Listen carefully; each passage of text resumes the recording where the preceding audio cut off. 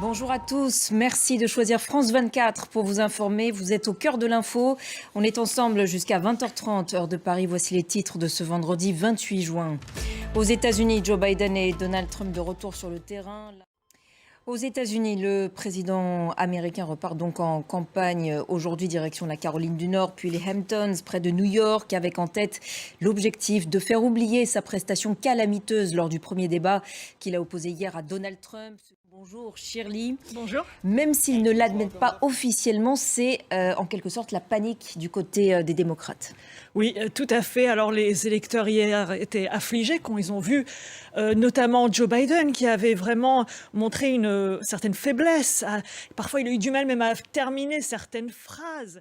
Merci beaucoup Shirley pour votre éclairage. Guerre en Ukraine maintenant et ces nouveaux bombardements russes sur l'est du pays aujourd'hui. 6 civils ont été tués, 4 dans la ville de New York située sur la ligne de front, 2 autres dans la région de Kharkiv et dans celle de Kherson plus au sud. J-2 avant le premier tour des élections législatives en France. La campagne s'achève officiellement ce soir. Certains sont déjà sûrs de leur choix, d'autres indécis. Quoi qu'il en soit, la participation s'annonce importante. Plus de 2 millions de procurations ont d'ailleurs été enregistrées. Caroline Motte. Je vous le disais en titre, 61 millions de personnes appelées aux urnes aujourd'hui en Iran pour la présidentielle anticipée, convoquée après la mort d'Ebrahim Raïssi il y a près d'un mois dans un accident d'hélicoptère. Et on va rejoindre à Téhéran notre envoyé spécial Karim Yayaoui. Bonsoir Karim.